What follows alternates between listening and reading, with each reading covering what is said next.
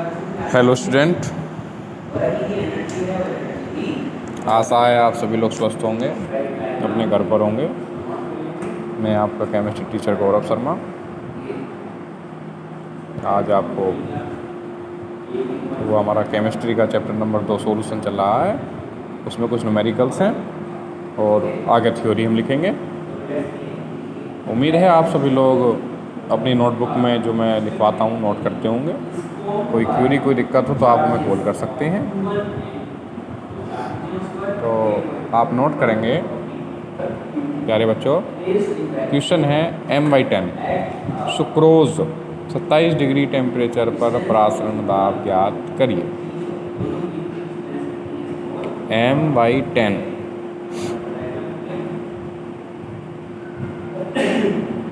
Sucrose 27 degree temperature पर प्रासरण दाब ज्ञात करिए।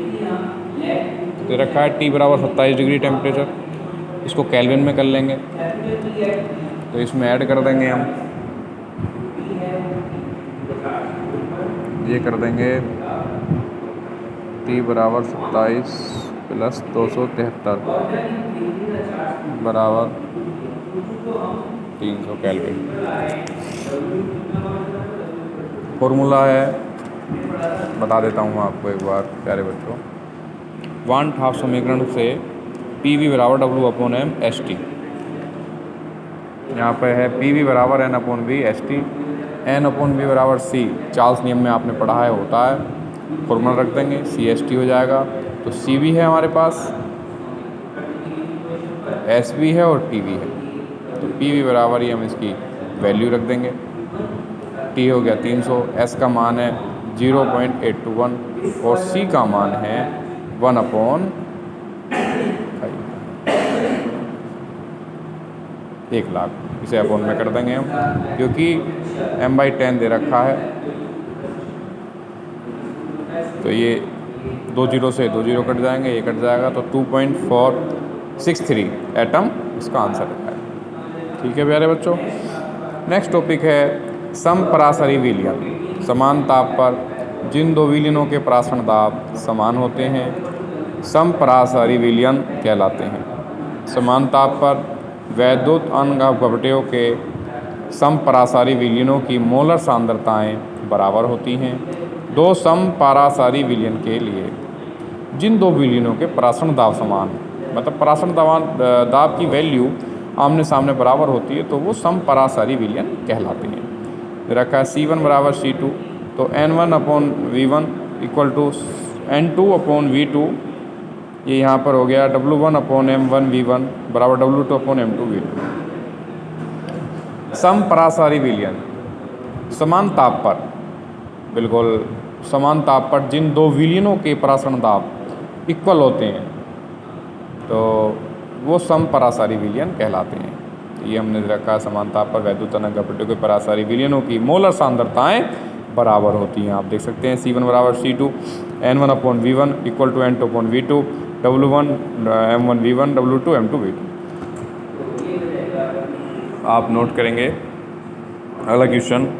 20 डिग्री टेम्परेचर पर यूरिया का 8.6 ग्राम पर लीटर विलयन एक कार्बनिक पदार्थ के 5% विलयन का समपरासारी X के अणुभार की गणना कीजिए।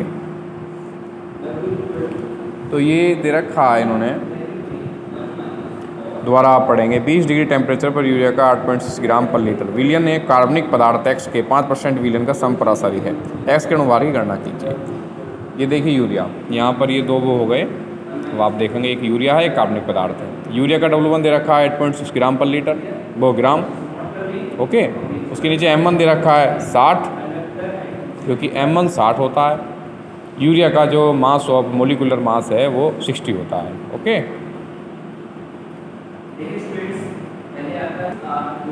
NH2CO NH2 60 होता है, जैसा मैंने आपको पहले भी कई बार बताया है।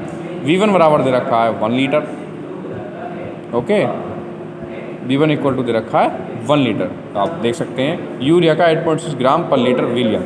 ओके, तो कार्बनिक पदार्थ X W2 बराबर 5 ग्राम, 5 ग्राम दे रखा है सब। ओके, M2 हमें उसका ज्ञात करना है। V2 बराबर 0.1 लीटर।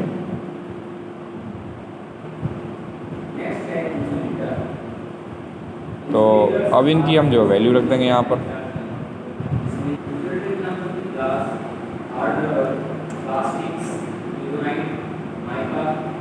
तो ये इधर रखा W1/M1V1 इक्वल टू W2/M2V2।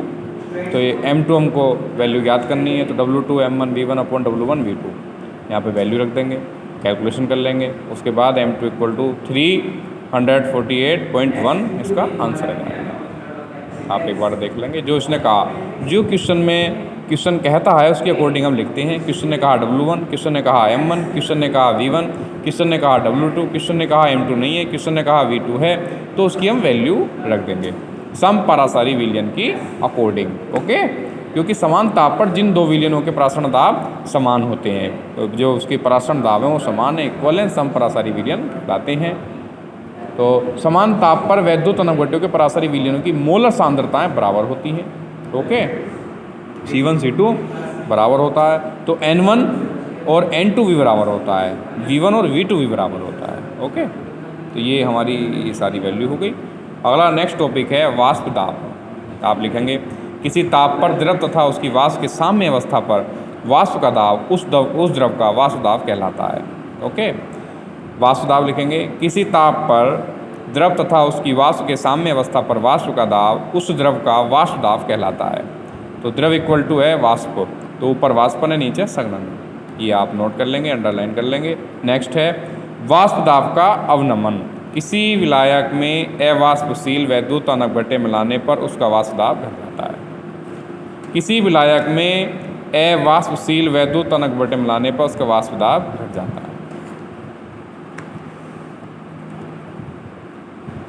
अर्थात विलयन का वाष्प दाब विलायक के वाष्प दाब से कम होता है। अर्थात विलयन का वाष्प दाब विलायक के वाष्प दाब से कम होता है। विलायक और विलयन के वाष्प दाबों का अंतर वाष्प दाब अवनमन कहलाता है। ये आप नोट करेंगे, वाष्प दाब इक्वल टू विलायक का वाष्प दाब माइनस विलयन का वाष्प दाब बराबर P माइनस PS। ये इसका संबोधन है, इसको हम अंडरलाइन कर देंगे, इससे इसको हम डिफाइन करते हैं। नेक्स्ट है वाष्प दाब का आपेक्षिक अवनमन। आप नोट करते रहेंगे, कोई क्यूरी हो, कोई दिक्कत हो, आप निसंकोच पूछ सकते हैं। P1 minus PS/P। नेक्स्ट है राउल्ट का नियम। आप नोट करेंगे, इस नियम अनुसार वाष्प दाब का आपेक्षिक अवनमन विलेय के मोल प्रभाज के बराबर होता है। P minus PS/P equal to N/N plus capital N। ये राउल्ट का नियम है, ये हम नोट कर लेंगे, आप इसको ध्यान से पढ़ेंगे। कोई दिक्कत, कोई क्यूरी हो, आप हमसे निसंकोच पूछ सकते हैं। लिखेंगे आप क्वेश्चन हैं, जो मैं क्वेश्चन कराता जा रहा हूँ, केवल आप ओनली वो क्वेश्चन भी कर लेंगे तो ये मोस्ट इंपॉर्टेंट क्वेश्चन है, ये आप ज़रूर करें। कहीं ना कहीं आपको बोर्ड में एग्जामिनेशन में इन क्वेश्चन में से कोई ना कोई क्वेश्चन जरूर मिलेगा, और क्वेश्चन भी इन्हीं पर आधारित हैं। कोई दिक्कत, कोई समस्या आप हमें कॉल करके या आप हमें मैसेज के माध्यम से पूछ सकते हैं। क्वेश्चन है 18 ग्राम ग्लूकोज C2H12O6 को 10 ग्राम जल में घोला गया, जिससे इसका वाष्प दाब 17.58 mm से घटकर 70.22 mm हो गया। ग्लूकोज की अणुभार की गणना कीजिए। तो प्यारे बच्चों, सवाल ने कहा P इक्वल टू 17.53, ठीक है, PS 17 माइनस 22। अब ये कैसे पता लगा कि P है, PS ही है? जैसा कि हमने बताया था, विलायक का वाष्प दाब, विलयन का वाष्प दाब, तो विलायक का वाष्प दाब क्या है? 15.53 और 53। विलयन का वाष्प दाब क्या है? 17.22 mm इसका यूनिट है।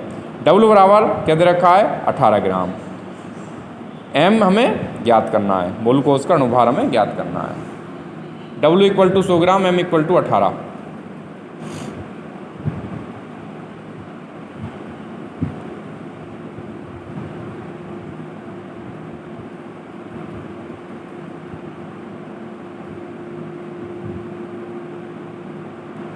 ओके, तो P माइनस PS/P बराबर W into M into M into W। ये इसमें वैल्यू रख देंगे हम, जो वैल्यू हमने वहाँ लिखी है वो सारी वैल्यू यहाँ पे रख देंगे। उसके बाद इसका ये कैलकुलेशन कर लेंगे, कैलकुलेशन के बाद ये आंसर आ जाएगा हमारा 183.21 ग्राम मोल इनवर्स आंसर। आज के लिए इतना ही काफ़ी है, कल फिर ऑनलाइन क्लास के माध्यम से आपसे मुलाकात होगी। और आप ये सारा रिवाइज करें, ये अपनी नोटबुक में नोट करें, क्योंकि सिलेबस भी काफ़ी लंबा है, हमें जो है ये सिलेबस भी पूरा करना है। और आपको कोई क्यूरी कोई दिक्कत है, आप हमसे निसंकोच फ़ोन कर सकते हैं, बात कर सकते हैं। मेरा नंबर है 9012190400। मेरा चैनल सब्सक्राइब करें और अधिक से अधिक वीडियो देखें। तब तक के लिए गुड लक।